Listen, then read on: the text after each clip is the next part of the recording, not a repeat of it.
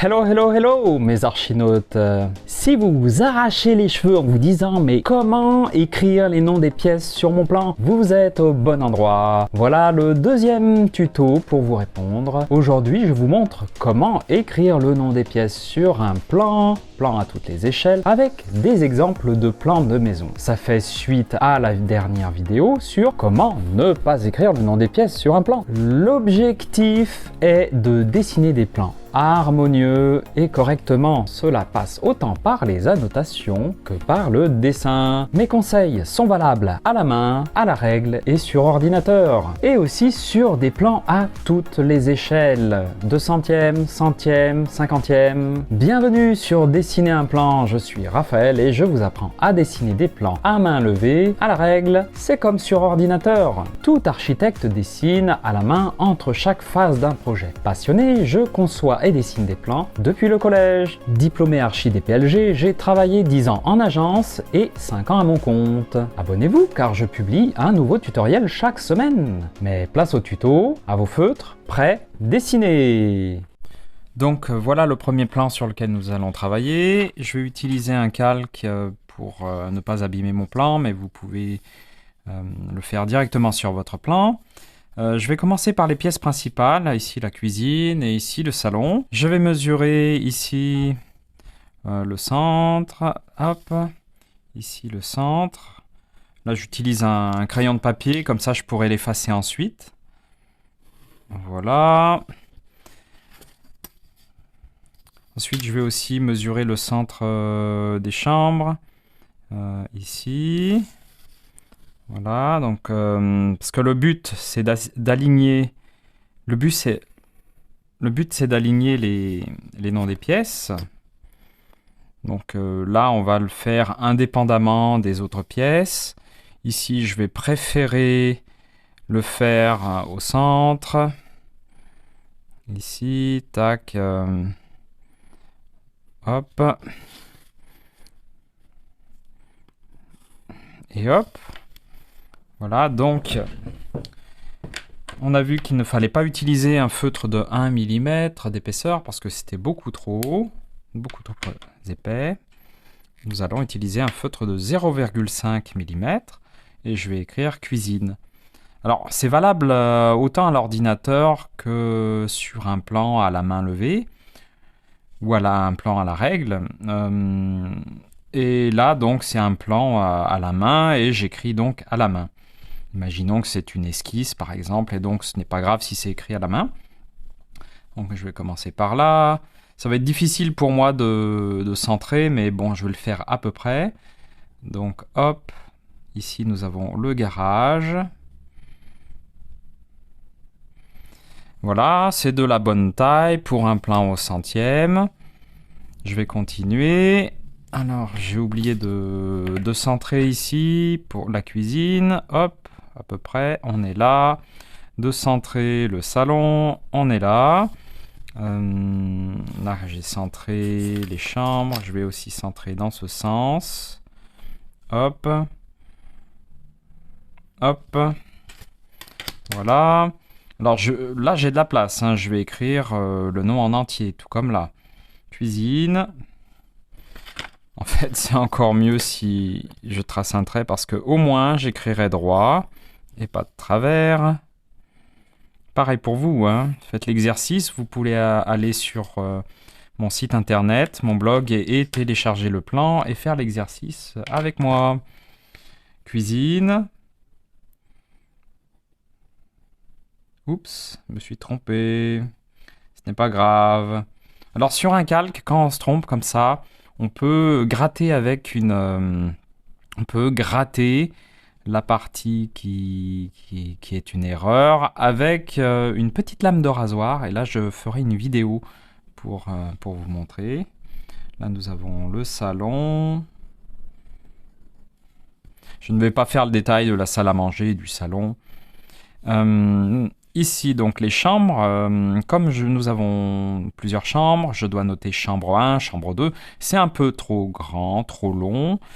Ça prendrait trop de place. Alors j'écris CH, je fais une abréviation, 1, CH 2. Il y a un ordre globalement. Globalement, il y a un ordre. Donc là, l'ordre, c'est dans le sens de la chambre la plus proche de l'entrée. 1, 2. Mais s'il y avait une grande chambre, ce serait la grande chambre qui serait la chambre numéro 1 et la plus petite, la chambre 2. L'entrée, je vais la centrer par rapport à la cuisine. Ça peut être bien, je pense, étant donné que l'entrée est longue, à condition que ce ne soit pas trop proche de l'entrée. Et en même temps, pourquoi ne pas centrer par rapport au couloir? Donc ça remonterait un petit peu. Et à ce moment-là, ce serait plutôt éloigné de l'escalier. Donc je vais faire comme ça. Ah oui, je dois centrer à nouveau dans ce sens-là, dans le sens de la largeur. Entrée. Je ferai une autre vidéo aussi pour votre style d'écriture. Personnellement, j'écris comme ça, mais il y a d'autres façons d'écrire. J'ai pris cette habitude parce que c'est plus rapide. Là, pour le couloir, ou on va l'appeler le dégagement, je centre et j'écris dégagement parce que DGT, point 1, parce que c'est plus court que cool, point 1. Pour le WC, je peux écrire dans une taille d'écriture plus petite, WC. Et là, ce sera mieux de le mettre là, WC 1. Pour la salle de bain 1, je me centre en hauteur. Je me centre en hauteur, hop, et dans le sens horizontal.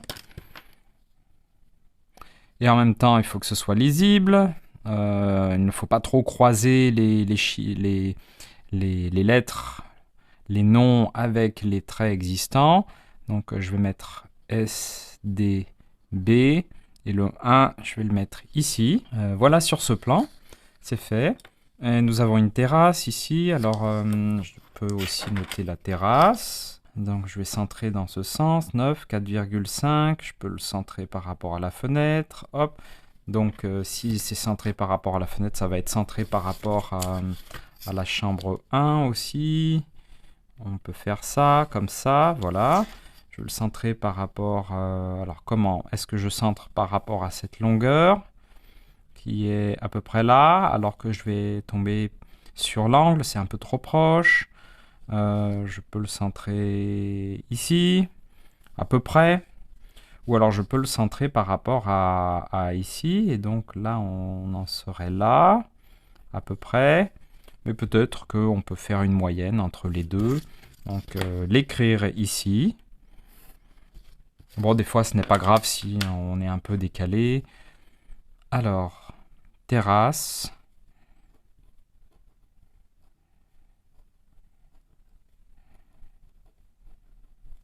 Voilà. Donc voilà pour ce premier plan. Je vais mettre les petits angles là pour me repérer plus tard. Bien, et puis je vais le faire sur mon deuxième plan de maison, comme exemple. Alors ça c'est marrant parce que je m'aperçois d'une chose. En fait, par rapport à ce plan, on a le garage au nord-ouest et on a les chambres à l'est et puis le salon plutôt au sud-ouest. Et la cuisine plutôt à l'est. Je n'avais pas remarqué ça. Et l'entrée au nord. Je n'avais pas fait ce lien. Bon, en fait, c'est parce que ça fait partie d'un principe. Je vais chercher un autre calque. Est-ce que celui-ci est suffisant? Parce qu'il me manque un morceau. Oui, c'est bon. Voilà. Donc, on va centrer chaque pièce auparavant. Donc, 5 de 5. Oups. En fait, je vais d'abord faire les angles pour me repérer. pour pouvoir remettre mon calque sur le plan facilement. Je vais centrer dans ce sens-là. De 5. Hop. Voilà, je vais faire ça sur toutes les pièces finalement. Alors, la cuisine. Tac, ce sera pareil pour la buanderie. Et on va dire ce sera pareil pour la salle à manger. Je vais essayer. Ah, c'est marrant, c'est pareil pour le garage. Alors peut-être que là, on va pouvoir faire comme ça. On va pouvoir tous les centrer. Ce sera beaucoup plus harmonieux en fait. Voilà, salle à manger. La cuisine, centrée aussi verticalement. Hop. Plus ensuite l'entrée. Elle va être plutôt, je pense, plutôt indépendante. Centrée de façon indépendante. Ou alors peut-être centrée par rapport au rangement. Ici. Hop. Alors pourquoi pas centrer par rapport à la cuisine pendant qu'on y est. Comme ça. Bon alors c'est une histoire de... un peu une histoire de perfection, hein, de toute façon. Tac. Si je centre par rapport au salon, on en serait là. Et bien sûr, on devrait centrer, faire un alignement avec les chambres. Et donc, sur quelle chambre se baser? On va se baser sur les plus petites. Là. Là. Et je vais faire un trait horizontal. Voilà. Je vais centrer dans ce sens. Hop. Hop. Hop. Oups, je suis encore décalé. J'aurais dû mettre du scotch en fait. Je vais en mettre. Comme ça évitera de... Ça m'évitera que mon plan soit... ne bouge pour la vidéo. Je fixe le plan, je fixe le calque avec du scotch. D'ailleurs, j'ai fait une vidéo sur l'utilisation du scotch pour dessiner des plans. Alors là, on devrait centrer aussi. On va centrer là. Là, il va y avoir le dessin de WC, hein, par exemple. Il va falloir en tenir compte pour l'écriture. La salle de bain, je pense qu'elle est tellement grande qu'on va pouvoir centrer et ça ne dérangera pas du tout le dessin de la baignoire et le dessin des meubles. Voilà. Par rapport au couloir aussi, on va centrer. Quel long couloir, vraiment, on va centrer par rapport à la fenêtre. 14, 7. Oui, on va centrer par rapport à la fenêtre. Ce sera, je pense, plus harmonieux. Hop, hop, voilà, on est là. Je fais quand même l'horizontale pour écrire de façon bien droite horizontale. Voilà, qu'est-ce qui nous reste à centrer? La petite salle de bain ici. Et je pense qu'elle va être centrée peut-être par rapport à... C'est bien, finalement. Ça va être centré par rapport au couloir, au nom du couloir. Ou du dégagement. Ce sera peut-être plus simple. Et je mesure dans ce sens. Voilà. Et la chambre, est-ce qu'on écrit en fait dans le sens... Enfin, est-ce qu'on fait un alignement avec la chambre comme ça? Je dirais non parce qu'on a la porte qui va gêner. C'est mieux de centrer ici, en fait. Voilà. Et puis, il me restera à centrer le salon. Le salon qui a plutôt cette forme, hein, au lieu de celle-là. Même si je pourrais centrer comme ça par rapport à ce nom-là. Je vais préférer centrer de cette façon-là. Hop, hop. Comme ça. Eh ben oui, on était par rapport au trait, on était bien là. Voilà. Donc je vais écrire ici. Parce que si j'écris ici par rapport à là, dans la même grande pièce, ça va paraître un peu bizarre. Et voilà. Donc là, ce que j'ai fait, j'ai centré tous les emplacements, en fait, des écritures, des noms des pièces, alors que tout à l'heure, je l'avais fait au fur et à mesure. Et là, donc une première étape, c'est les centrer. Et maintenant, je vais pouvoir écrire. Alors, à l'ordinateur, comme je vous dis, c'est pareil. C'est beaucoup mieux de centrer. Enfin, ça peut se faire à peu près aussi. Là. Donc là, je suis un peu dans le perfectionnisme pour le faire correctement en utilisant une règle. Donc, garage. Oups. Garage. La buanderie, je vais écrire buande. On peut utiliser peut-être un autre nom. Alors, cuisine. J'aurais pu mettre cuise, point. Entrée.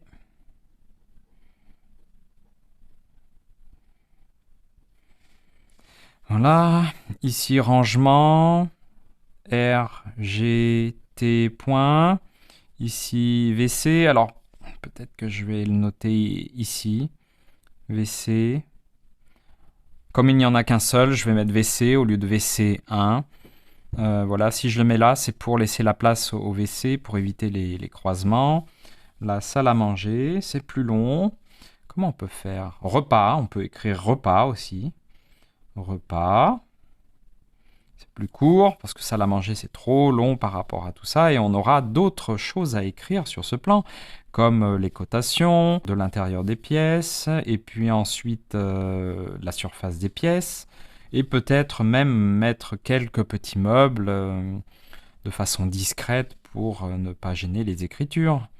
Donc ici, nous avons le salon, ou alors séjour. Qu'est-ce que j'avais écrit? J'avais écrit salon sur l'autre plan. Alors là, je vais mettre séjour. Avec ça, avec accent ou pas. Moi, j'ai pris l'habitude de ne plus mettre d'accent. Na couloir ou dégagement. Rangement, parce qu'en fait, ici, on a un placard qui sert pour l'entrée. Alors, dégagement, je préfère parce que c'est plus court.